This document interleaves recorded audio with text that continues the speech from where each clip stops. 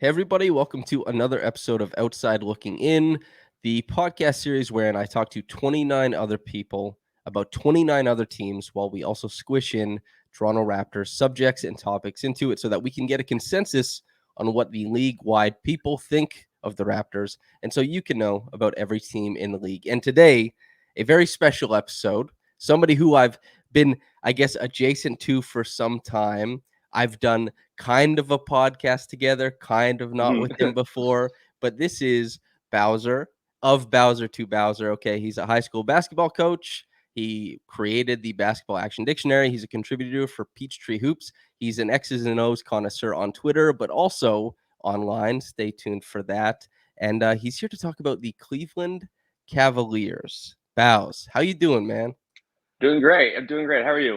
I'm doing good, just kind of kicking back. I was watching a bit of the Blue Jays earlier. Blake is currently out. He's doing like live announcing for wrestling, which I know is a big deal for him. So that's cool. And yeah, that's kind of what it's been up to. But the one thing I want to know right off the start is I know when I asked you to do this, you start going into Raptors tape, you start going into Cavs tape. So I know you watch the stuff. And we're going to start with the Raptor stuff. You go as long or short as you'd like. What are your thoughts on the team from Toronto? Uh, it's hilarious because also having these two teams paired together, it's like one team's like, can we only employ 6'9" wings? And the other team's like, what if we had no wings? What if we just did bigs and little guards and tried to mismatch these two styles? And so Toronto, like I'm a huge Nick Nurse fan, and because of injuries, I don't really know if last year was like the optimized version of the team. But I was you call it Vision 6'9" or 6'9" Vision. What's the nickname you have? Project 69, Vision 69, whatever it is. It's something, right? So I am really glad that some team is trying it. The idea of like five interchangeable parts. I also have some more questions than answers, but like doubts, questions about is that like is the best version of it going absolutely going 5, 6, 9 guys, or is the best version of it going four and another guy? And is it like a gimmicky thing, or is it a real playoff success contender strategy? Because it kind of reminds me of like in college football, triple option teams always steal victories during the regular season. Triple options varied, even the way they block, the blocking is very different. And so if you're used to playing a modern offense and then you have to go play the triple option, it's hard to have only 1 week to prepare against a completely different style. And like your scout team offense is trying to they don't even understand how like the blocking patterns work. So during the regular season, the triple offense will still wins, but triple offense teams rarely do well in the playoffs in the bowl series because when a team has 5 weeks to prepare, all of a sudden you can find ways to stop it. So last year with all the injuries in the playoffs, it's hard to see if that's a true test case for the Toronto. But one of my questions is kind of like, is this like the triple option where you're going to steal wins throughout the regular series, having all these 6'9" guys everywhere, or is this something that's like playoff savvy strategy? Because I was like looking at some of the stats and Toronto, I was noticing because we all know the great transition team, but I was looking at their like half court offense plus minus, and the half court offense plus minus was negative 2 point. Great defense, but worse offense, negative 2.5. So it was like 19th in the league, and the best teams in the half court offense when I was doing this today were like Phoenix, Boston, Utah, Philly, Golden State, Dallas. A lot of teams that had playoff success, and and so if you have all these athletic guys who could run in transition, you're going to do well in the regular season. How well does that carry over to the postseason? And one of the things, like for Toronto, I was thinking about was can they find a center that can still embody the 6'9" vision, but protect the rim more? And maybe that's Precious Achua because I was like, I've always every time I watch the Raptors, I was like, why is he not playing more? Why is he not playing more? And I saw you praise it on a previous episode, and I'm like, all right, we're simpatico. Because like every time I watch, I was like, why is Birch starting? Because it just seemed like maybe he deserves more minutes, but maybe he's not a full-time starter. I don't know. The one thing, is there any rumors or interest in like Miles Turner for the Raptors? So Because yeah, there's been stuff about Miles in the past. There's been stuff about Pirtle. There's been stuff about Mm. quite a few different. Even Sabonis had like a whisper here and there. There's been stuff Yeah. about, and Sabonis was quite mobile in Indiana, although not with great success, of course. But yeah, the Raptors, it seems like they are like Koloko even kind of fits into that out of Arizona. He's extremely limited offensively as far as the college tape goes. Some people believe in Rico Hines film. I typically don't analyze based on that, so I'll reserve judgment. Yeah. But he can step out on guys. There definitely, it seems like, if they have the opportunity to add a mobile big who presents a larger frame than Precious, they probably would. But I also do like that you acknowledge Precious being a guy who might be able to bridge the gap between the old conservative form of defense that they can go to every once in a while, drop defense or something like that, Hmm. and being switch heavy, rotation heavy all the time. Yeah, because one of the things I think Mike Prater talked. I remember him saying this on his episode, and I was like mad because I already had this. I was like, I was going to talk about that, but like, were you guys talking about how is it really is it true versatility if you only have one scheme, right? Like the idea of like the 6'9" switchable guy is like Right. versatility, right? And like usually that's because you can do drop or switch or whatever, right? But if you only have one scheme, and if it's only like, is that actually versatile, right? If it's like, oh, we're versatile because we can switch, but that usually means you do other things and switch. But if it's like we have to switch everything, is that actually versatility? Because then, or are you actually tied to one look? And it reminds me of like the idea of having a power forward who can shoot, like the Boyan Bogdanovic kind of Jay Crowder power forward thing. It seems like you're more versatile because you have more ball handlers. But then in the playoffs, it's like, oh, they could really use these teams could really use a second rim protector out there, right? And it's like all, and we don't have any options because all of our power forwards are Cam Johnson, Boyan, not Joe Ingles anymore, but like all it was always that type of player, right?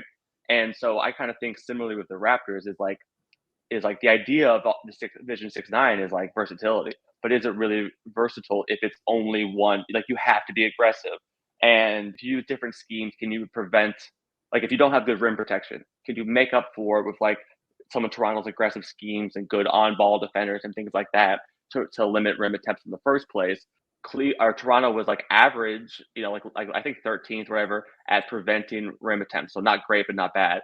But had a very bad defensive rim percentage, bad protecting the rim. And so if Toronto can like almost never let teams get to the rim, right, through their scheme, then the need for the rim protector isn't as big. But someone like Miles Turner, who like is mobile enough to defend in space, but also can be your drop big, be your rim protector, and maybe that's a true, but maybe it's not. I haven't seen, I've seen however many games in Toronto, but you've probably seen 8 times as many games last year. Turner, he's in a contract year, but I was thinking like either Precious stepping up or Turner. I like that fit because the Birch minutes, it just like I think Birch is a fine player, but it just didn't seem to fit, even though he was the starting lineup.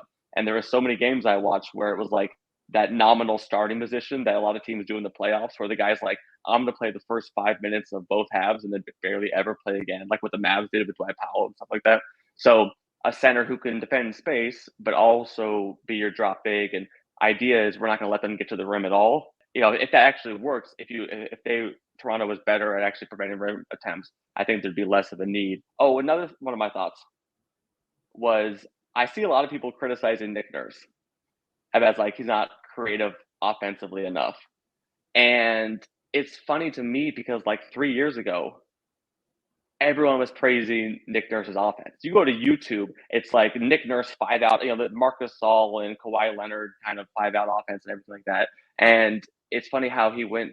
I mean, based on the limited amount of Twitter sphere that I see, but he went from being this like creative genius offensively to like people being like he's not creative enough. It's like it's the same guy. He didn't have amnesia and forget everything he used to have. But I think the big difference is a lot of times when we talk about like creative or imaginative offenses, we're really talking about two things, and that's pick and rolls and catch and shoot 3-pointers, right? Like everybody loves a good Spain league play or like a pick and roll exit play. Like all the plays that look really cool, they're usually some pick and roll and they're usually some catch and shoot 3-pointer. And that doesn't really fit Toronto's roster last year. Pick and roll ball handlers, rolling threads, like shooting. Like they would do some cool stuff with Gary Trent Jr. and stuff like that. But like in general, I think it's like somewhat a disservice because it's like Nick Nurse didn't forget everything he used to know that people used to say made him creative. Um, and partly it's like, as we were saying beforehand, you have to fit the scheme to the talent, right? And a lot of what he's done is like utilize a lot of dribble drive motion concepts. And dribble drive motion, if you had to classify it in those like synergy plate types, it's like isolation. But it's not James Harden isoing on the wing with everyone else stagnant around it, right? There's more movement, there's more cutting and things like that. But like the stats on how often Toronto runs isolation, or like Pascal Siakam, how often they do isolation, I think is a little bit misleading because there's not really a category for like the types of isolation they do, where it's like the dribble, the trailer pitch thing they'll do, and kind of the weave different stuff they do. And I think Nick Nurse evolving from the 5-out to Ibaka top of the key sort of thing to the dribble drive version is a sign of a creative coach. You know, being able to go from one scheme to a pretty different scheme a couple of years later. It's a lot easier to be praised for your creativity when you have, you know, some random triple stagger pin down for Buddy Hield to come, you know, get a three, or some back screen to get someone a lob. But that's the other flip side of the 6'9" theory, is like, if OG is screening for Siakam, if you can guard OG, you can probably hold your own on Siakam, right? Like if you can guard this 6'9" guy, you can probably somewhat hold up on that 6'9" guy. And a lot of the pick and roll coverages are, I don't remember whose quote it was. It was like Jeff Van Gundy or somebody, but it was like, pick and roll coverages are so complex because defenses are just trying to do anything but switch. They have to be all that complex so you can avoid switching. But if the screener and the ball handler are pretty much the same size, or even off ball, if it's off ball screen for two guys, you know, if it's Barnes screening for Siakam or vice versa, it's pretty easy for the defense to switch all that. And so then you have to get into different scoring actions. Like if screens aren't as effective because of the similar sized people, then you have to find different scoring actions, such as, I guess, dribble drive motion would be the first example to come to mind. But I always was curious if like the best optimized version of six, is it actually 5'6'9" guys, or is it one offensive engine, 3'6'9" guys, and a center who can protect the rim and defend in space, or something like that? Because I'd be very curious if it's like what exactly the end vision is. And I do think OG Anunoby, for my money, when he's on the court, it makes a huge difference because he is such a great shooter and defender. And when you have that Siakam, Barnes, and OG, like one of those is technically playing a shooting guard.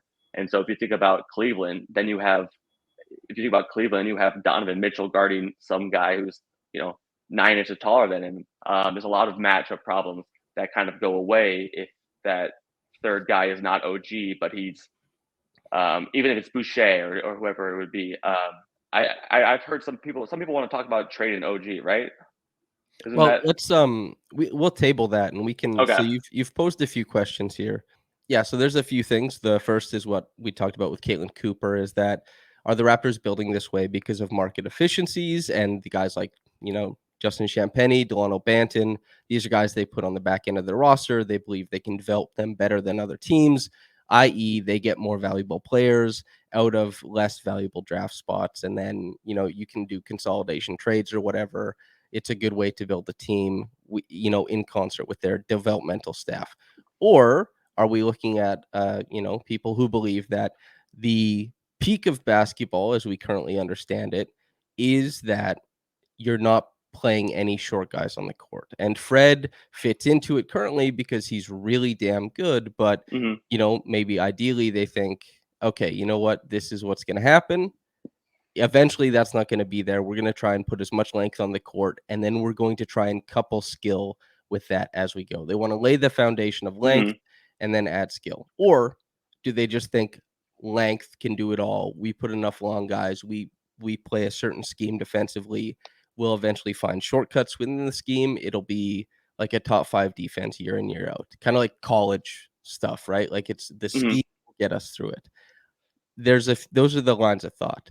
And then as far as the center, yeah, I think they're looking for if there's a guy who's mobile and long, then I think they would take that too. Additionally, as you said at the start, between playing like not being versatile and being versatile is that are you versatile if you play one style? Even if Mhm. if the switch all scheme looks like what we think versatility is, if Right. that's what you do, it's not. And the Raptors were not versatile last year. They were versatile in the sense that they could go zone and man in the same possession defensively, but they Mhm. weren't versatile in that they played a bunch of drop and could counter teams by throwing kind of a knuckleball defensively with scheme. They Right. could do it by playing by ditching their guards. And what they did was they won a lot of minutes with no guard lineups where they didn't allow anything at the rim. They rebounded everything and they rebounded about 40% of their own misses on the other side of the floor. And then on top of that, we have to wait and see if they'll let Precious Achua be kind of a lone drop big more often this season because he definitely wasn't very often last year, but I did like what I saw there. Um, as you're talking about with OG Anunoby being important, I think this kind of takes us into the Cavs aspect of it and the Cavs versus Raptors thing. You were kind of kicking around the idea of the Cavs having trouble with the Raptors in a matchup, and I'm curious why you think that would be. So I was watching all of the Cleveland Toronto games as preparing for this, and in one of the games, because OG was out for one of them, but he was in a different game. There was the Fred, OG, Barnes, Siakam, and then the center. It was Birch or Chua or whoever it was, and Cleveland was trying to hide Darius Garland on OG, or I think it was early in the season, and but whoever was guarded by Garland would just every time there was a defensive rebound, he would rim run, and then he would get a paint touch and he get fouled or he would score, right? So then basically Cleveland's like, all right, we can't put him on OG, we can't put him on Barnes, we can't, so we had to put him back on Fred Van Vliet. But then it's like, all right, now what happens if you also have Donovan Mitchell in the mix? Because it's the same, Garland and Mitchell are the same height. And Mitchell's probably he got longer arms, a bit stronger, but he's still giving up 9 inches or whatever to go into OG. So if one of them's on OG, then it's kind of the same issue. There's a flip side of this though, because with wings, typically the hardest wings can guard. Usually they guard 2 through 4 the best, and so it sometimes they have struggle with small, quick guards, and sometimes they struggle with bigs.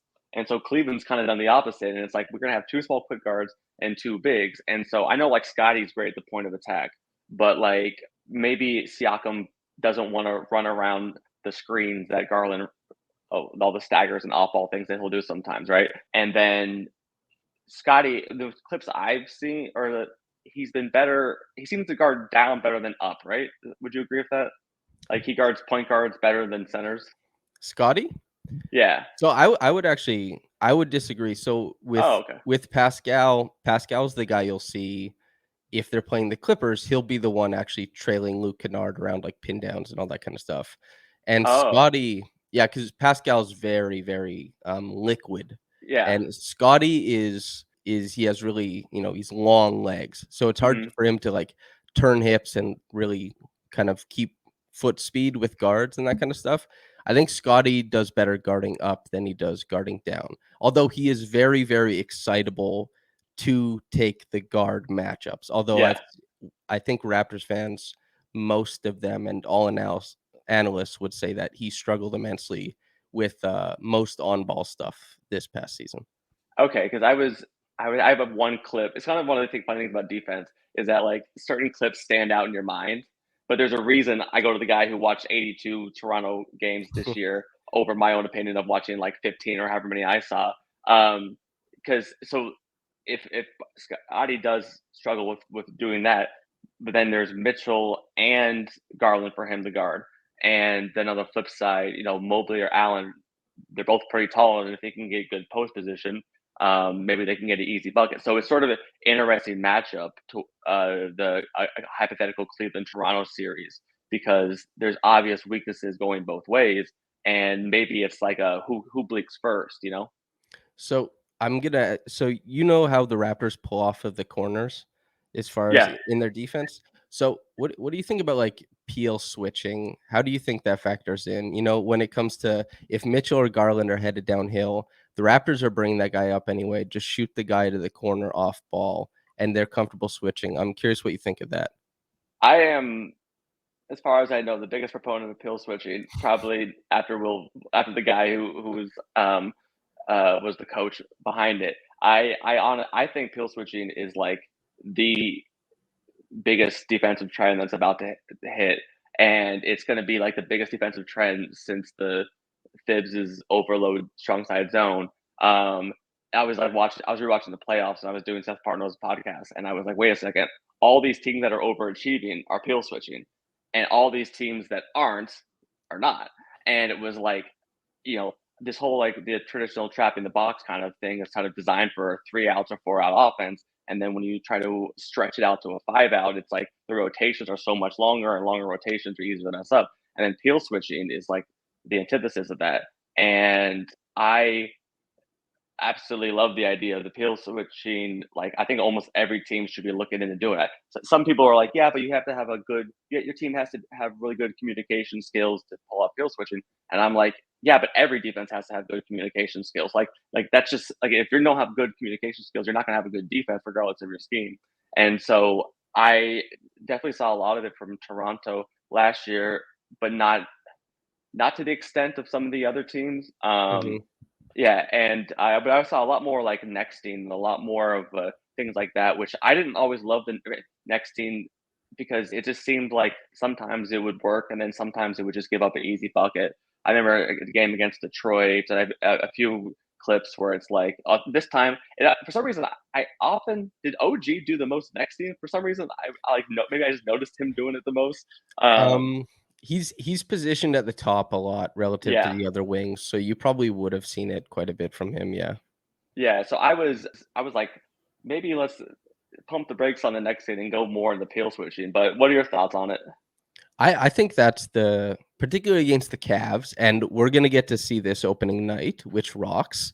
But Donovan Mitchell's gonna get into the paint. So is Yeah. Darius Garland. We've seen that, whether it's like Fred is one of the best guard defenders in the NBA. Hmm. Maybe he'll have whoever he's on. Presumably, I would guess, man, probably Garland, and then Mitchell will probably see, honestly, Gary Trent Jr. If I had to guess, I want Precious starting instead of Gary as far as that goes, but I would expect Gary to start. Um, and so yeah, I'd think that Gary is a guy, especially because he can't contain at the point of attack. I don't find peel switching would be extremely beneficial for him. And the Raptors, they're already so well equipped to just kind of leap into rotation that I think that's something they should, if they're gonna lean into this, if they're not going to have any drop, if they're not going to, like, Yeah. lock and trail up top and drop down low, then I think, yeah, peel switching would make a ton of sense for them to start doing more often. It does require guys to be engaged after they get beat in a different way, but I Hmm. don't think that should be too difficult to, kind of hone in practice, or even, they have training camp coming soon, right? Like, that's something they can Yeah. fine tune.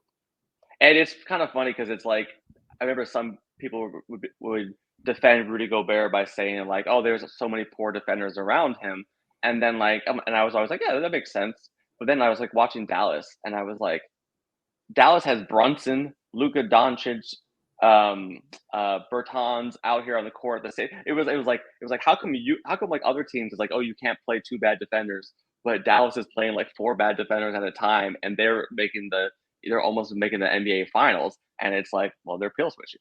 Luka gets beat, and then they pill switch, and it's like Luka's not like these guys aren't known. It's like one thing for like Draymond because Golden State pulled off field switching, tremendously. But it's like, yeah, they have Draymond. They have maybe the best defender, best defensive mind too of all time. But it's like, but even Dallas is doing it. We have Bertans is playing center and he's not getting burned, and Luka is getting beat. But then they just pill switch it, and then there's no advantage created. And so it's like it's one thing to say like, oh, the champions Golden State, Draymond Green can pull it off, but if like Dallas is pulling it off, definitely Toronto can. I mean, and also I think how if you have the Vision 6-9, all the you rarely give up a mismatch. I mean, one of the problems of field switching is that you have a switch and you have potentially a mismatch. Um, but if you have five interchangeable 6-9 guys, it's just like, all right, now try to ISO me. Oh, you beat him. Someone else is going to switch on to you. One of the things is you can beat field switching with really good cutting. And Okoro and Mobley, Lamar Stevens, great cutters, but like Mitchell hasn't been a great cutter in a while, and so hopefully he could or touch Yeah, into some of his. Mitchell's He great did. off ball in the sense that he can attack closeouts quite well, Yes, and yes, he can maintain advantage and, like, keep that ping, ping, ping stuff going. But as far as the, like, collapse a weak side zone with a 45 cut or something like that, yeah, that's not gonna yeah. be. Because if you're doing that pill switch to the strong side corner, as you were saying, let's say you have a guy on the right wing and he drives the guy in the right corner, pill switches onto him. Well, if the guy he's guarding, the defender who's beat can peel off and go get the contested three. But if that corner guy cuts to the basket, then all of Mhm. a sudden it's you need a weak side help rotation. So it's like, even though I love pill switching, I think it's huge phenomenon. I don't want to act like it's just like defensive rating is going to go down to 80 if everyone. No, because there are ways to attack. There's ways to attack every scheme, and so I would love to see Toronto lean into that more. And sometimes the more aggressive nexting stuff, I kind of felt like it almost gave up too many rim attempts. And it's like, if you don't have a Jaren Jackson or Miles, whoever to protect Mobley or Allen to protect the rim, sometimes the aggressive nexting and things like that, it was like you're giving up backdoor cuts, you're giving up rim attempts. Whereas pill switching is kind of aggressive in a different way, if that makes sense. It's sort of You're keeping the play in front of you a little bit.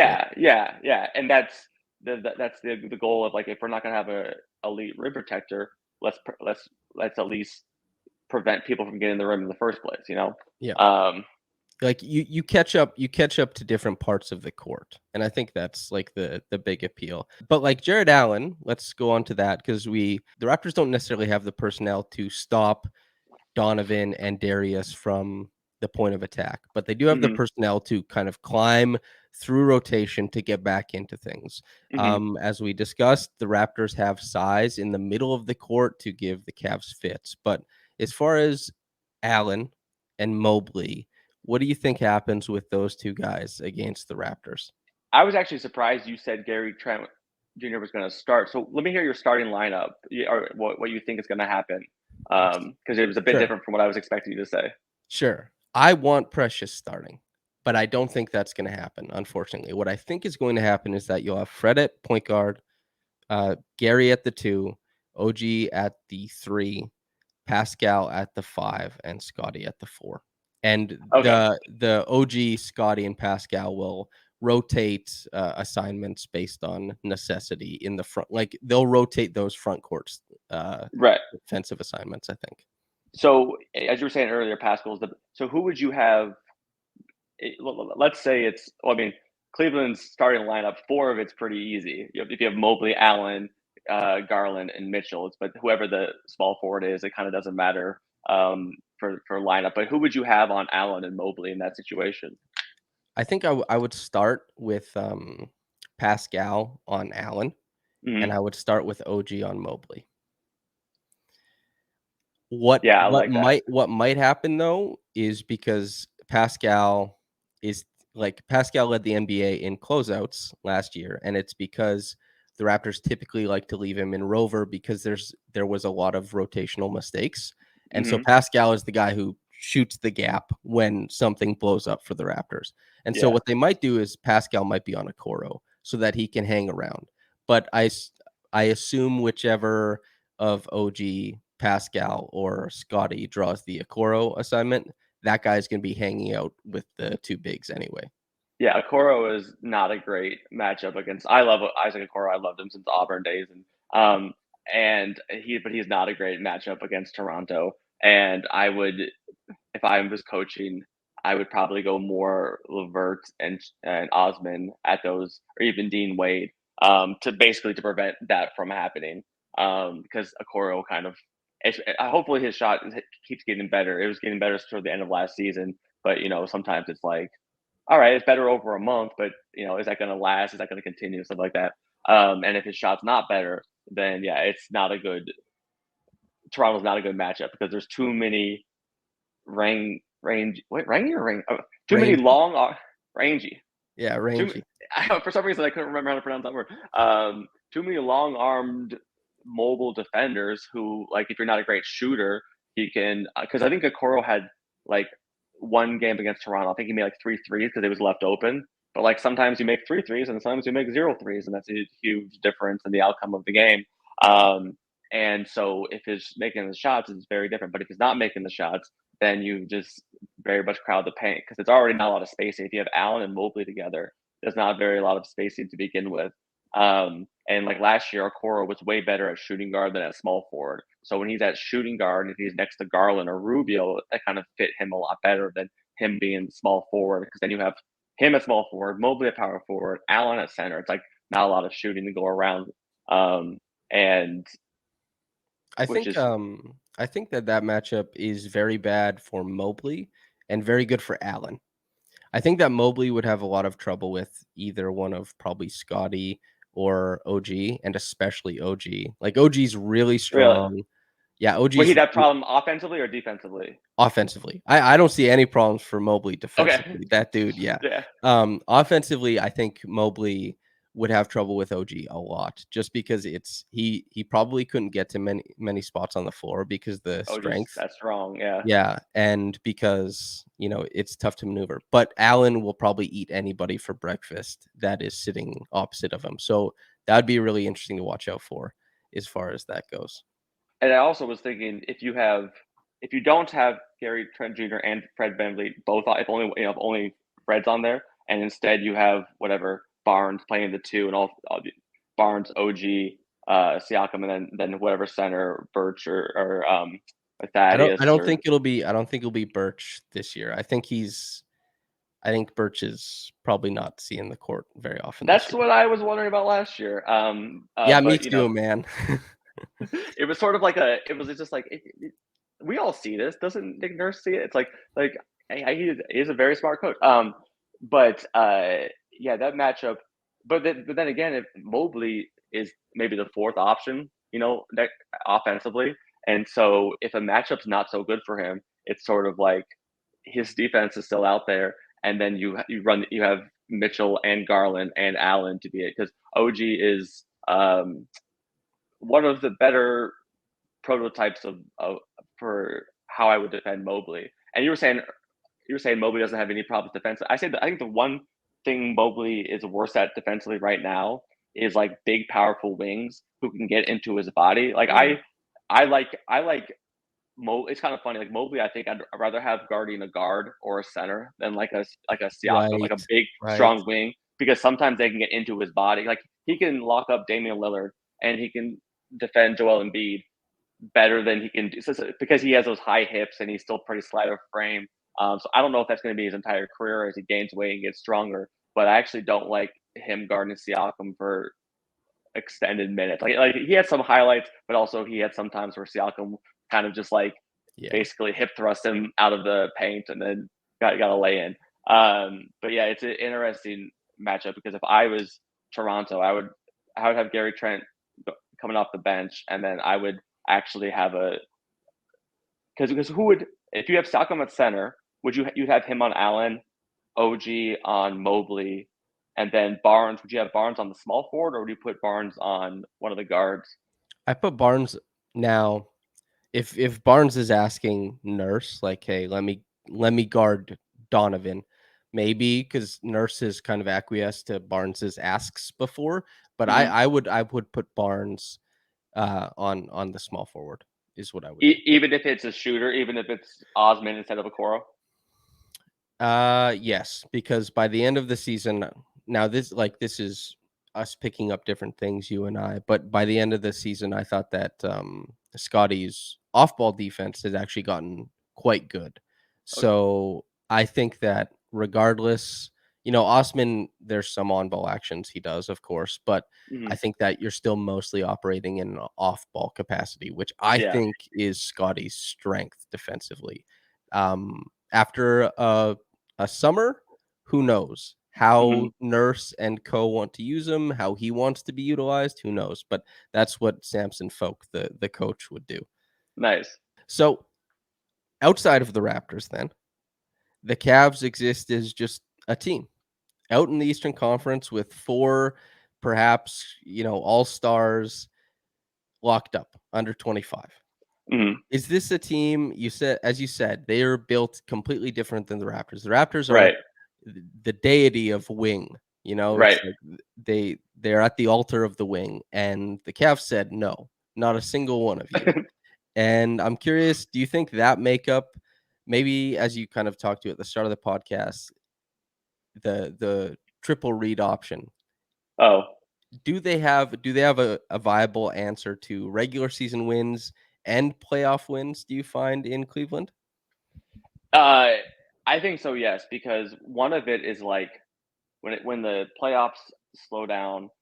it- Actually, what made Cleveland so fascinating to me last year was how good they were, despite how limited the roster was. Like Mhm. it was like there were games before they got Levert, because Sexton was out, Rubio was out. There's times when Garland was out, and there was like this the starting point guards in some games are going to be trivia years from now, just like G Leaguer guys, and it's like even Mobley. I think Mobley had a negative plus minus on the season, except if you put his minutes with Garland or Rubio. It's like if you give him an NBA caliber point guard, he was like +8, but he played so many minutes with no point guard. Like there was games when I think Chetty Osman was playing point. I had it was like the starting point guard, and Okoro started at point guard. Levert started at point guard before we even get to like Kevin Pangos and people like that. So when they had an actual NBA caliber rotation, the Cleveland was so good. And then there was a huge drop off because they had no depth. Because I think Cleveland was like the team hit most by Omicron or whatever, and it had all the health and safety protocols, games missing, and they were still so good despite being that limited. And I was like thinking, if one of the things they obviously need was another guy with some juice. And Donovan Mitchell, it actually was kind of funny. I was writing an article that was like the thesis of it was like why Cleveland was right not to go all in this offseason. And I was thinking about DeJounte Murray more specifically. And then I got like two paragraphs in. The next day, it's the news of the trade gets dropped. And Donovan Mitchell won me my NBA fantasy league when he was a rookie, so I have affinity for him from way back. And he's just a very fun player to watch, just aesthetically. But I also have a lot of fears about having 2-6-1 guards, because it's it's like, let's say you're playing against the Raptors in a playoff series, and Raptors go big, and so the shooting guard is Barnes or whoever, right? And you're like, all right, Garland or Mitchell can't guard Barnes. We can't play both of them at the same time. What do you do when we have the? Are you going to platoon Garland and Mitchell? Like, hopefully not, because then it brings in some of Cleveland's lack of depth issues. So that's kind of a similar thing about the Rudy Gobert cat, where people are like, oh, we're just platoon them. I was like, okay, but is that really your strategy to not play one of your highest paid players in crunch time? Like our strategy is to get, give a guy $40 million and then have him on the bench during we need wins the most. So I don't. I'm not against the trade at all. I think it's obviously going to boost Cleveland, and the need for people around Garland was very evident last year, because like when Cleveland had Garland or Rubio, they were they were a great playoff team. I thought if they were fully healthy, Cleveland was going to give some team like a playoff series fits, because with all their switching they can do up front, and then you have Garland as the engine, and then it was just like there's too many injuries, too much attrition, so they lost the playing game. But I was thinking like this team had so much kind of like hidden potential, where it's like their plus minus seems lower because they're losing these non Garland minutes so badly, and especially in the games he didn't play. But it's like the real team, like the playoff rotation, if they're healthy, this team could you know cause a ruckus. And so Cleveland was supposed to have cap room going to the next offseason. So I was wondering if their strategy was like, Kevin Love's contract expires, LeVert's contract expires. Are they going to do a splash? But as we all know, there's fewer big name free agents changing teams. And so I was thinking Cleveland should not have gone all in. I had, maybe next year, not this year, but maybe next year, Donovan Mitchell's not on the trade market. So you gotta work with what you got. And this team is the East is stacked and fascinating. And I have like a little tiers thing, and it's like the I think like basically 3 through 7. I'm like I could see these teams 3 through 8, whatever it was. I could see them being in completely different spots. So what teams do you have there? Okay, so I was doing this today, and this is sort of these thoughts, and I haven't put a lot of, and I'm not like a gambling guy, and I'm not always so I don't have a lot of trust, but these are my first thoughts. I have like Milwaukee and Boston sort of in one tier, and then I had Philly, Brooklyn with a question mark, Toronto, Cleveland, Miami in that next tier.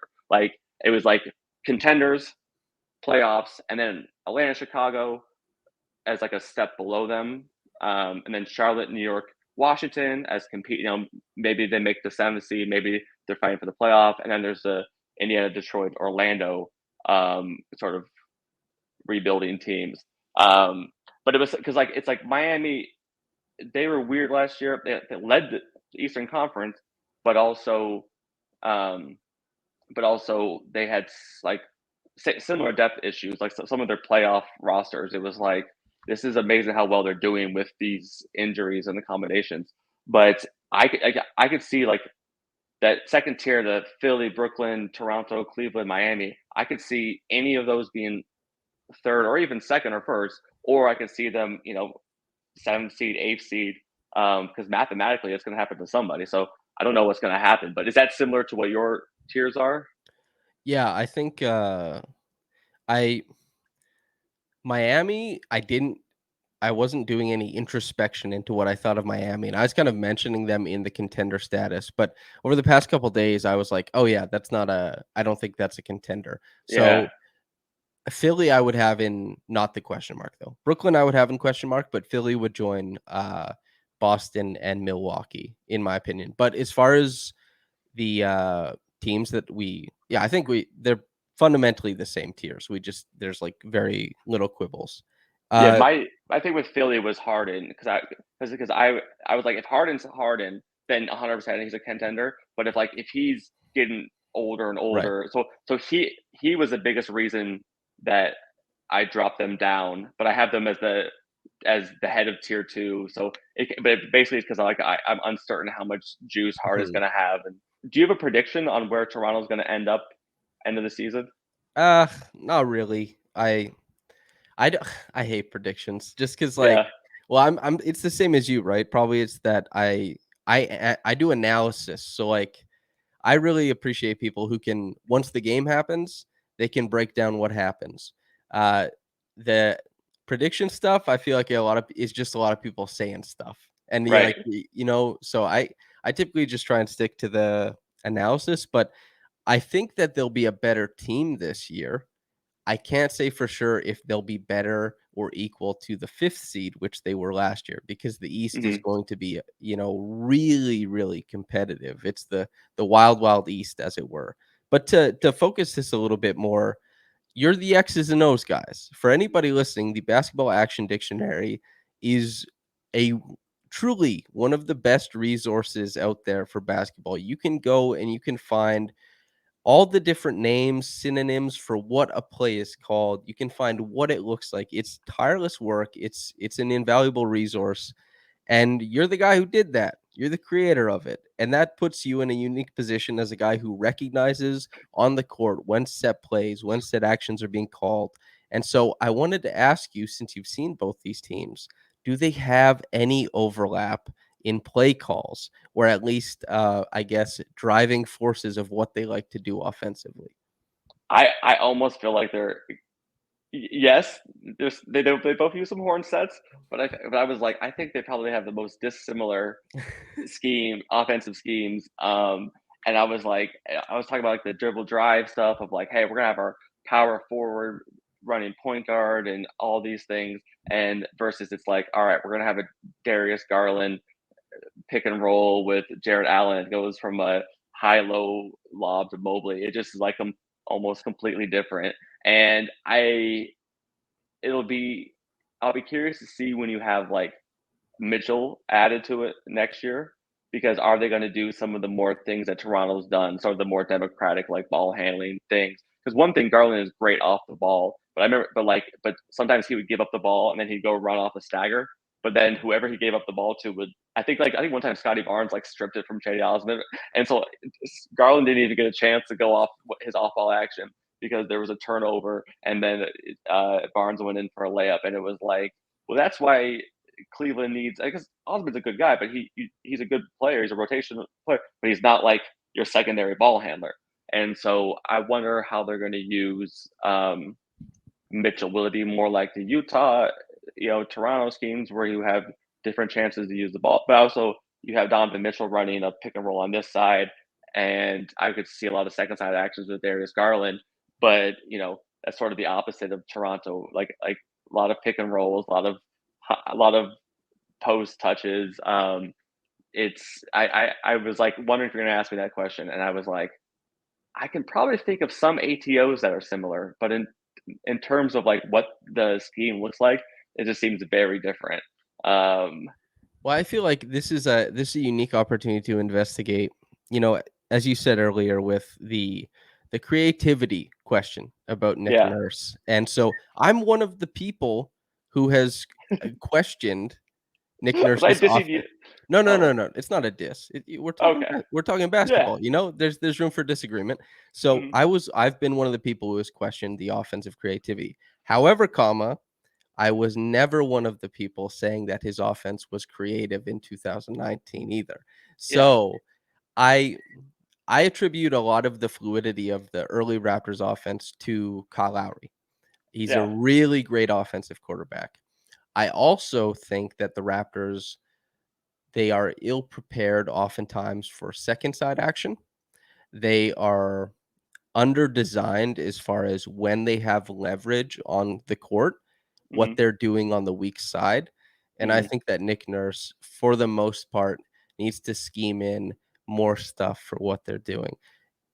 Yeah, I worry that the personnel makes that difficult because I remember you talking in I don't even remember what it was. We talked about blade action a while back and using that for Siakam. And I love blade action, but the thing is, blade action works better with a rolling threat, right? Like blade action is Siakam's defender has to cheat in and tag, and then Siakam can use that sort of distraction to get an advantage on his defender. But it's like if he doesn't have to tag because Toronto can, or because the defense can just switch or use drop, you can just guard two with two in the pick and roll. Then you don't bring in the tagger, and so if you don't bring in the tagger, it's hard to run blade action to target the tagger because he's not tagging, right? And so some of it's like the second side action. It's like if you have a weak side exchange or whatever. Sometimes if that's Barnes and OG, can't OG's defender just switch that and guard Barnes and then vice versa? So sometimes it's like partly at least, but I also could be missing things because sometimes it's like you think of second side action, you think of certain actions. But what type of actions would you like to see uh, more implemented? So this is you watch the Caitlin Cooper episode, right? Yeah. So basically, what we were talking about as far as initiating through the post and Hmm. allowing for more of the actions that she highlighted there, and then you can pull from what she was talking about that Indiana ran, but also what she was talking about is like what the Raptors used to run as well, like these little plays out of the post that we don't see anymore. Hmm. But also on top of that is like with blade action, I think that that's also something that now this could be OG Anunoby, this could be Nick Nurse, but OG Anunoby isn't being used as a roller in the Raptors offense, despite Hmm. being the best roller in the Raptors offense. I think OG draws a tag for what it's worth. Like, Well, my thing is who's running the point guard? Because if it's Fred, that's different. But if it's Barnes screening for OG, you know, is the defense just going to switch that? And I love the idea of more OG, play finishing touches, stuff like that. But that means you have Barnes and Siakam and Birch or whoever that spacing the floor. And I feel like OG, because he's the best shooter out of those guys I just mentioned, sometimes he's sort of forced because he's the guy you can do it. He's the one kind of forced to space the floor because I sort of worry if Barnes or Siakam's defender leaves him to go tag OG, So Is the yeah, defense there's willing to give up the contested, so shake, pick and roll? with Precious, if he's on the floor, Precious was in the second half of the season, he shot 40% on, I guess, 5 catch and shoot threes per 36, and it was 4 per his 26 minutes per game post All Star break. Gary Trent's a shooter. Mhm, Pascal was the best corner 3-point shooter on the Raptors last year. mhm. He just wasn't positioned there very often. I think that there's room to kind of put these guys in different situations. And as far as does it matter if you switch onto Scottie or onto OG, or if you switch Scottie and Pascal just because they're like sized? I think all of them have different, and especially Pascal and Scottie. Mhm. I think teams don't switch onto them lightly because they have a lot more off the dribble pop than OG typically. And Yeah, especially like that's, a lot of the Princeton stuff that the Raptors run, like that chin. yeah. Um, where they try and get a switch is they want Scotty or Pascal to get a switch so that they can work from there. And they're headed downhill because they're coming off a chin screen. But it's I think that there's more to fiddle around with. I obviously understand what you having like, well, why would you try this because of these limitations? But I think it's just you have to see at some point Right, or yeah. another. That was And the reluctance to try and the reluctance to use Pascal as the guy who, 803 isolations to Luka's 799. Pascal, and I know you have qualms about how those are cataloged, yeah, but yeah, but it's still pretty accurate. a Yeah, yeah, lot of regardless. yeah, a lot of them are still like for the 45 extended going at a guy, Mhm, there's like pack line defense and all that kind of stuff. It's right. tough. So while I understand why you're like from the coach's side, you're saying, "Hey, this stuff is not just like you implement a set and it works." I don't mean to suggest that. I would like to see a little bit more diversity, I guess. Yeah, and one of the hardest parts is, like, you don't know what nurses try to we've like, our basketball team has installed lots of plays and a lot of schemes that just never actually saw the light of day. Right. So, I don't know if he is doing it or not because you don't have any evidence for it, but yeah, and then also because I don't know how bad, Toronto was hit. Was there a lot of roster continuity last season, or was it because that makes it even harder to implement new things if you have, no one's ever has practices together? There's quite a bit. So this is the interesting Patrick McCaw was a player on the Raptors who a lot of people didn't understand why he got playing time. And the reasoning I always thought was like, we don't see practice. Mhm. And just because a guy can come in and play really well in a game, from a coach's point of view, he sees practice, he sees how sets are run in practice, and Yeah. Patrick McCaw might be the guy doing it in practice. And then it takes like that coach's intuition to move away from what worked in practice and just give Mhm. something else a shot. This is where there was not a lot of continuity from the Tampa season to the last season. Scottie Barnes came in, Precious Achua came in, Kem Birch was there for some of Tampa. Yeah. He was like a shell of himself with injuries and all that kind of stuff. Pascal was injured to start the year. Gary Trent Jr. had finally had like I guess, a training camp or whatever. And then Thaddeus Young came along the rest of the part of the year. They have, I think, their top 3 in continuity as far as minutes played from last year to this year. So I think that there's room definitely to implement stuff, to try stuff out, defensively and offensively with the Raptors this year. Yeah, I hope so too, because it just even I even forgot about the Tampa part, but, like, having to move cities, um, and now you have another year with Barnes and, like, uh, do you do you have any long-term concerns with Barnes on his like, I think Barnes' shot will keep developing, but if it doesn't, do you think how much of a ceiling does that place on his if he never becomes a better shooter than he already is?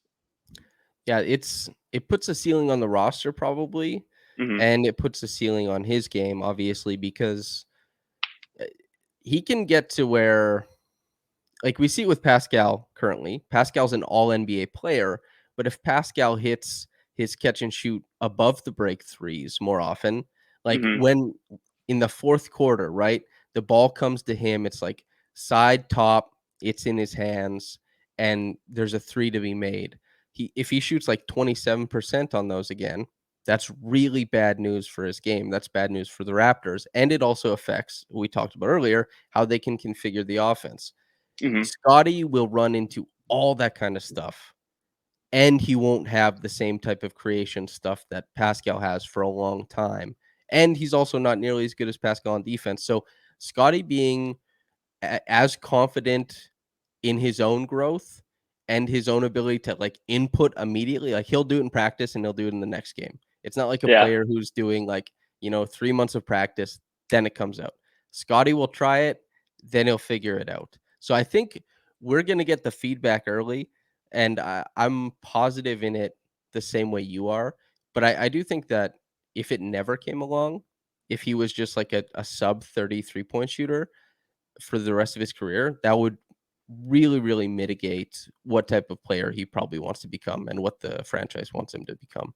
because that I think in your pre-recording notes you mentioned something about the Mobley versus Scottie debate. Do you want to go there now? Well, yeah, I was curious about this. Yes. Because one of the things actually, to mention what you said about how he's a quick learner, I was noticed because I watched. First thing I did was watch the whatever 4 Cleveland Toronto games, and so those games were 6 months apart, right? And I was just amazed at like some of the things that were going on in the Mhm. end of the season from him that weren't at the beginning of the season. And it was sort of like, yeah, this guy, because it really stood out when you watch games, 3 months apart. But I was watching these games, and Cleveland was starting to dork Barnes and like basically dare him to shoot, and there was different things. And I was kind of, it's like, if Mobley never gets better as a shoot, it's one thing to have a 7-footer who can't shoot, right? But then it's hard to have an essential part of your offense be a sub 30 shooter if he's a perimeter player. I know he's not like a guard, but it's still more perimeter player Mhm. because like to make Giannis work, the Bucks had to get Brook Lopez, and it's a perfect fit, right? He can kind of be that 3 and D center. It, but how many Brook Lopez's are there actually in the NBA? And so then, like, if you have a small forward who can't shoot, and Siakam, whose shot is, it's better than what some people think, but still, not not a strength of his. So then if you have those two guys, and then you have a center who also isn't a great shooter himself, I was just thinking, like, I think Barnes and Mobley would both get better as shooters, but I was like sort of realizing one of the games I was maybe think about have some concerns that if the shot doesn't improve, is that not necessarily a limit of his skills. He'll still be a very good player, but as you're saying, the roster construction, it just becomes so much harder, right? If Mhm. Giannis can't shoot but needs the ball, then you need a Brook Lopez who can space the floor or a Bobby Portis who can space the floor, right? It really takes the limits of how many centers are on the NBA if you're like only a certain number of them can actually play with your star. And the Barnes Mobley debate. One thing is it's kind of trivial because it's like who cares if they were Who drafted the cares? same? Yeah, right. Like, and also there's a lot of fans. I feel like it's like they like those rankings or the redrafts, and they like get really mad at Bleacher Report or whatever. And I was like, guys, Bleacher Report, whoever's opinion doesn't really change the actuality. And so I think but despite all that, I do think there's an interesting comparison of these two guys because I think they're both incredibly athletically gifted and have extremely high feel. Like those two guys that have combinations of athletic tools, high feel, defensive instinct. So even though they're sort of a small forward and a center, more or less, they still have a lot of similarities that I think the comparison's a lot more fun than like Cade Cunningham. It's like drafted the same year, but for some reason the Mobley Barnes comparison is a lot more interesting to me. So I'll say, and I wonder if this resonates with you. Mobley had a much better defensive year than Scottie, I would say. Uh, on top of that, Scottie had a better, definitively a better offensive year.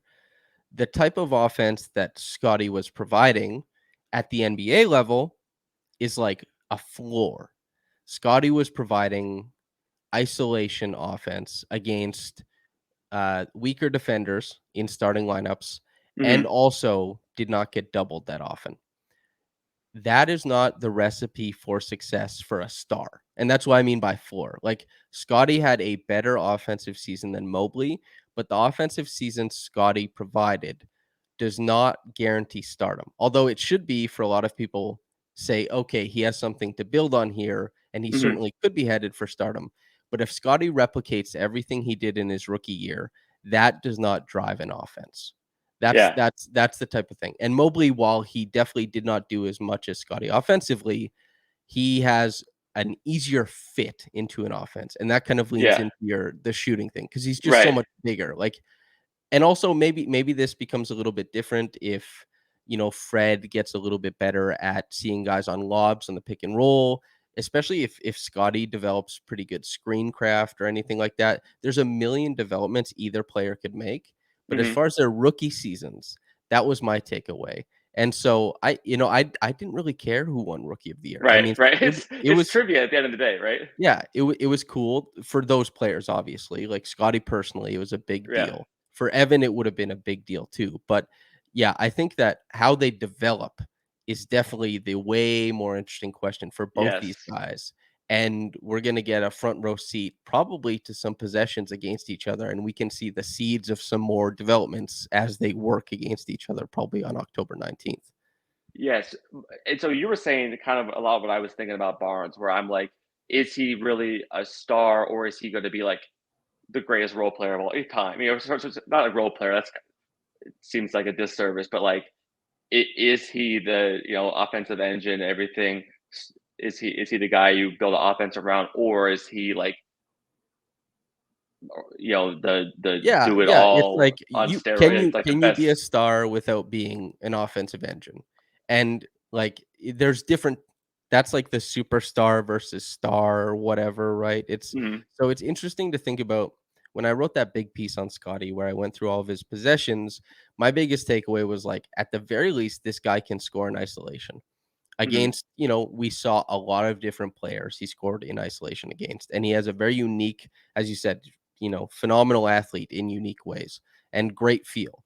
So he can get his own basket. That's already unique for his skill set. Mhm. He is trending positively on offense. I don't know if it ends up in like all defense level, we'll see. But he's also a just insanely good transition player. Yeah. Like that is the Yeah. interface. We've been thinking in this conversation having the half court Scotty. Yeah. That is the open court is where being on the Raptors is kinda it maybe makes it look a little bit different because in the half court, he has way more limitations, but in the full court, his reads of the floor as a passer and for Mhm. himself, to find lanes as a finisher, he's really, really great and probably will end up being one of the best transition players over the next 10 years, I'd assume.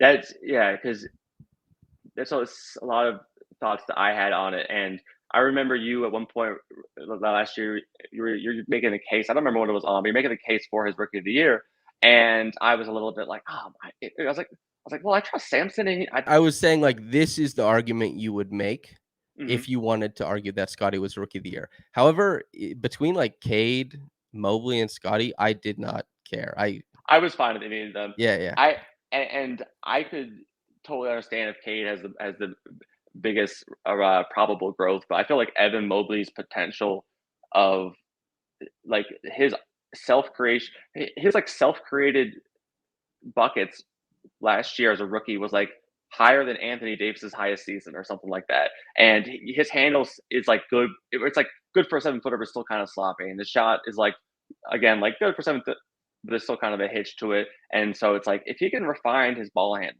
and he can refine his shot, as I think will happen. And if he can add a few more pounds to his frame, that I think will happen. I was like, this guy is he could. I think Mobley. I think like Cade probably is the best player in the long term out of this group. But I feel like Mobley could be this unreal person who could break the NBA if all the seeds that you see planted, if they actually grow into what they could grow into, because he can bang down low, he can run a pick and roll as a ball handler, as a roller, and he's if his shot keeps improving, like he's just going to be a matchup nightmare where it's like. If you have OG, maybe you have a good guy to defend him, but like there's only one OG. There's only a few people, and Right. and uh, Mobley has these like these matchup mismatched problems that like I feel like only Giannis can relate to.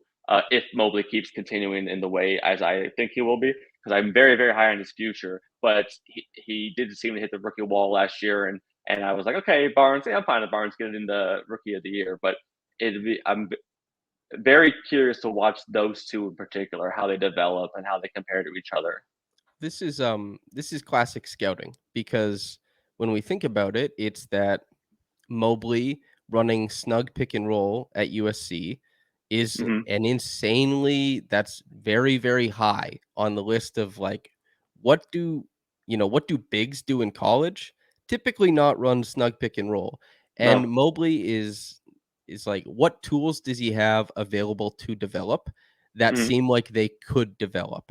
And Scottie started this is why Scottie won rookie of the year is because Scottie brought tools to the NBA that people did not really observe in college.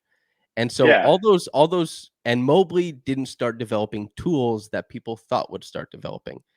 That doesn't mean they aren't ready to develop still at the NBA level. So I think it's fair to say that Mobley has at a much larger size and he does have a better handle than most people his size. We'll see what happens with the jump shot, but Hmm. Mobley has more outlier skills that he can probably develop than Scottie Barnes does. Whether he does or not, That's a good way of putting it. we've yet to see.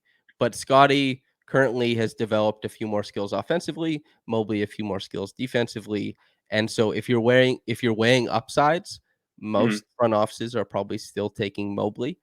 But if you're taking what's currently here, maybe it's a bit more like up in the air for some people. But I think most people take Mobley, and Mobley was selected before Scottie. Yeah. But they're both extremely interesting. Like they rock. Right. They're Yeah. both really fun guys too. They're fun to root for. And it's funny because it's like I feel like a year ago there was all this assumption that Toronto was going to draft Jalen Suggs instead, and it's even like as the years pass, how much is the right decision for it to go with Barnes. And Barnes just from like because I didn't watch a lot of him at Florida State, and it was just early on like oh this guy's fun. Like I tend to have a bias towards people who have athletic gifts and insane high field processing speed.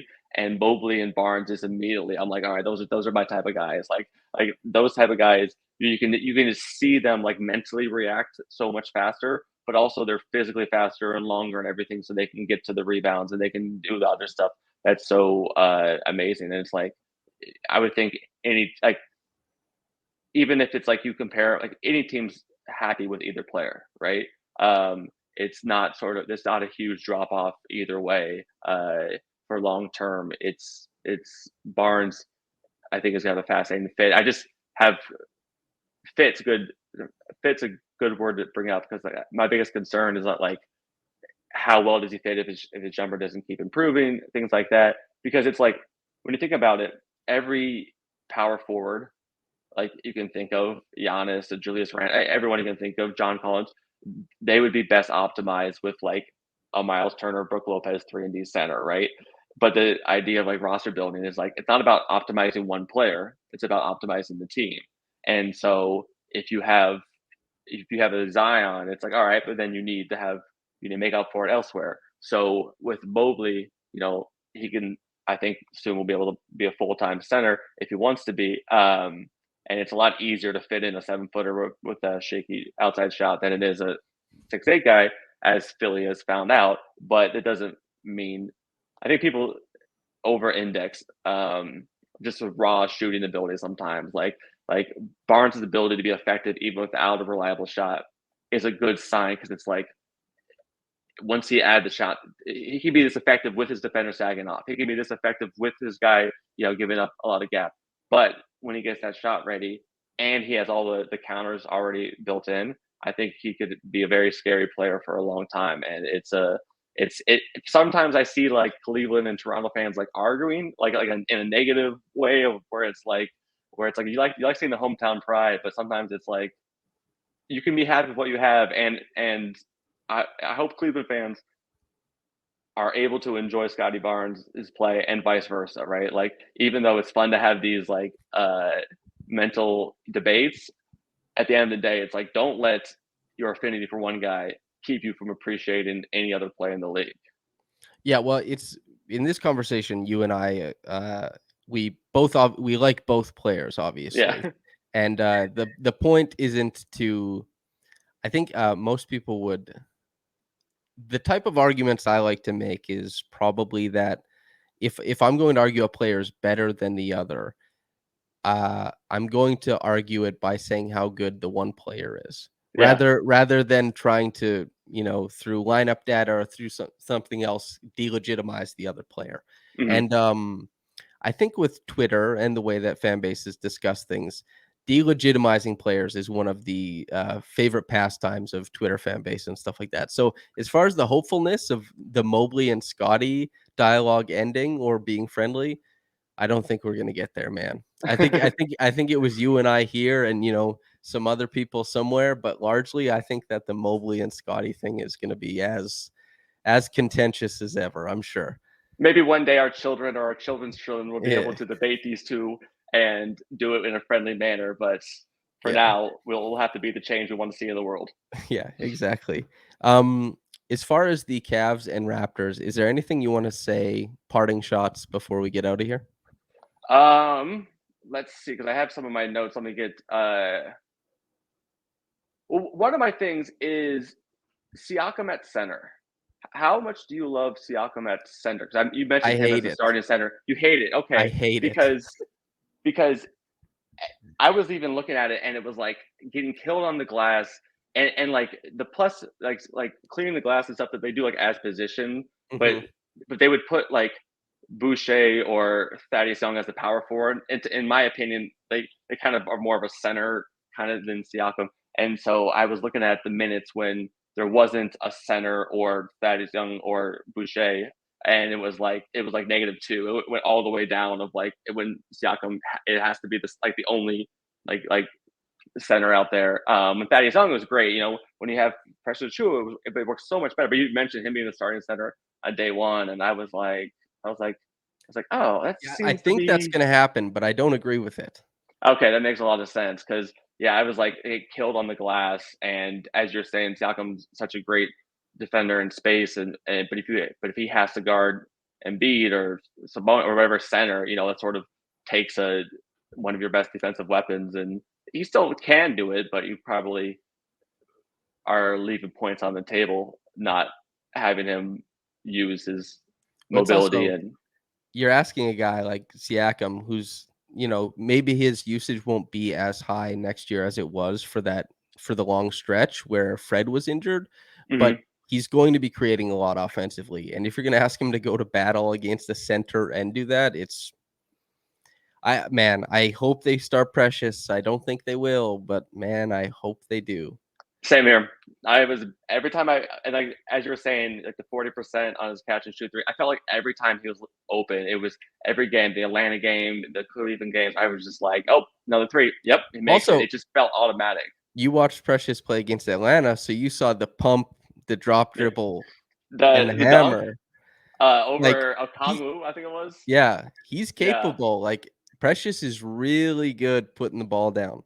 yeah. He has. Uh, I didn't watch any of his Memphis games, and the what I had heard about him coming in, it was sort of like same with Barnes, where it was like I don't know if the scouting report was wrong or if he's added new skills, or whatever. But it was like this guy can handle the ball, this guy can shoot the ball, he can defend in space, and it was like it was it's uh, a big get to take him away from Miami in that trade. I think that's going to benefit the Raptors fans for a long time. I think he's a solid player, and if I was making decisions, if I'm Nick Nurse, I would, probably have him starting day one. But Nick Nurse has spent more time with him than I have, so eh, I trust his decision. But I would not be surprised if he ends up getting the starting job because it seems like the minutes he was in, Toronto always played better.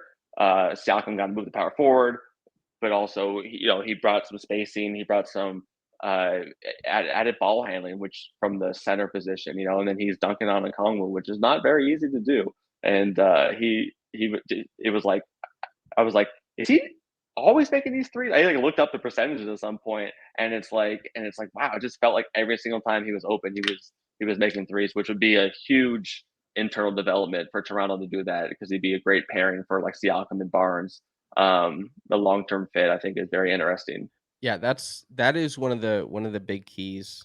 I've talked about this, elsewhere, but that's one of the things is like if Precious Achiuwa hits above the break threes at a decent clip this year, then and especially if Pascal and Precious hit above the break threes, then Scotty and Pascal, all the questions about like, the spacing on the floor, they get simplified right away. And Right. as you were talking about, it's like, oh, you have to find the Brook Lopez to Yeah. the Giannis.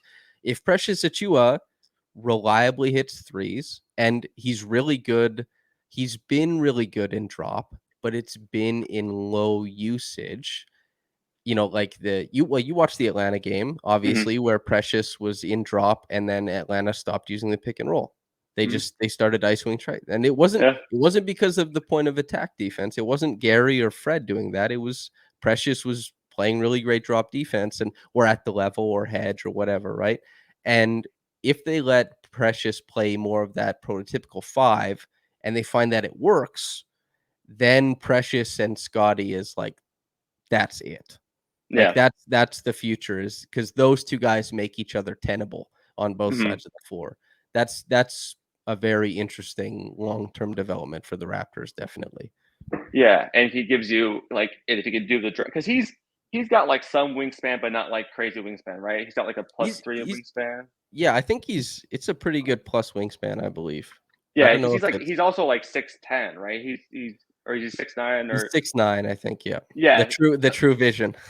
the true vision. All right, I should have known. Because he still has like some decent size to him. So the ability to stretch the floor, defend in space, and be a drop anchor big. That's a great combination to get. Like what did Toronto give up again in that trade to get him? It was Kyle. So it was Oh, right. Okay. Kyle, and then it was, Goran Dragic and Precious coming back. And then Goran and the first became Thad. Oh, And okay. well, Okay. Thad and a second. So they moved back, I think, like 12 draft spots, and they got Thad for that move back. And Thad was really great. Yeah, because remember watching Precious at Miami, and he kind of gave me more of like a like Harold Montrezl Harold vibe of like an energy, undersized big. But it was like, and then how he's at Toronto, I was like, wait a second, he's a lot more than that. Yeah. Yeah, this isn't. Yeah, it was like, and then he's a bit more than that. So I was gonna while I was doing the prep, I was like, I'm gonna bring up how much I love the Chew and see if Sam's. And I saw your previous video about how much you loved him, and I was like, okay, good, good. All right, we're on the same page here. Yeah, he's the best. I might even to some degree be a little bit more interested in Achua's progression than Scottie Barnes, just because yeah, Achua is already I think he might make all defense this year, dude. Really? He's impresses the hell out of me, man. If the Raptors are like around top 5 in defense, which there's no guarantee they will be. They finished ninth last year and, they had a month last year where they were like 30th. But if there's going to be a representative from that team and they're really good, I bet Precious will look like the guy if, in my opinion. Because one of my concerns was like, because he always brings so much energy, and he's getting like, I mean, he was getting 20-25 minutes a night, right? Is that about I right? think you got like 26. 26 a Yeah. night. And so I'm always, if he gets to that like starter 33 minute a night, like if he can keep up the same energy, then that's a great thing. Because sometimes when the guys they go from the 6 man role or whatever in the starting lineup, it's like can you have the same impact for a lot. I mean, even though that, what is that? At 7 minutes, 7 minutes doesn't seem that much longer, but it is. If you've played basketball, you know how much different it is. Mhm. Like the 7 minutes might not seem like much, but it really does. And so if he does seem like a guy who has endless amount of energy, and that's a bold prediction, for a guy who doesn't make predictions. Not prediction, but you said you wouldn't be surprised, and I was like, well, damn. Well, I'm impressed because he did seem very solid in that Atlanta game, especially. And to pair that with a guy who can take his man off the dribble and throw one down, it's like, yeah, that's a good player, Yeah. and a lot better than I realized he was going to be. He's very unique. This was a unique podcast. It'll be singular among the outside looking in. The longest run time, the most specific, and with Bowser to Bowser. The opportunity is yours to plug yourself, whatever you want the people to know about, to look into, whatever. um, so if you find me on Twitter, Bowser to Bowser, there's also I created on Medium blog the Basketball Action Dictionary. You can come see my writing, but go to Twitter, and that will lead you to everything else. Plus, Tim from Basketball Index and I are putting together the X's and O's University to learn more about playbooks. And if you like specifics, we're gonna get even more nerd out on the X's and O's, but that will be coming soon. And so until then, you can find me on Twitter for all my latest ramblings and memes about the Cavs and their need for healthy Jared Allen for their playoff success, which I think I turned Samson a fan. I'm referring to this as if they know what I'm talking about. They have no idea what I'm talking about. But you do. But yeah, you'll find me on Twitter, and that's Twitter and Basketball Action Dictionary at Medium are the two best places to find my work. So yeah, for anybody who's listening or watching, if you're familiar with my written work, anytime I link to some sort of, whether it's a play on offense or some sort of defensive principle or schematic wrinkle, it is always linked as either from Slapping Glass or the Basketball Action Dictionary. So you may recognize it from there. But Bowser, It's thanks so exactly yeah, it's exactly how I started. I was writing play breakdowns about last night's games, and I kept having to define the same terms over and over again. And I was like, wouldn't it be nice if I could just have like a link to go do it? And so I basically created that to be able to link to my own pieces. And the fact that other people are doing it is a great sight to see. So I'm glad to pay for all the things I've been taught about basketball and all the things I have to share. So I appreciate you linking and promoting the work. always, dude. That is like the bare minimum a person could do. But thanks for coming on, Bows. Hey, thanks for having me. And listener, thanks for tuning in with us. We got into this on YouTube. If you're on YouTube, make sure to like it. If you're just listening on the podcast channel, keep doing your thing. We'll see you the next one. Don't know when it'll be, but I hope you enjoyed this one too. And we'll see ya.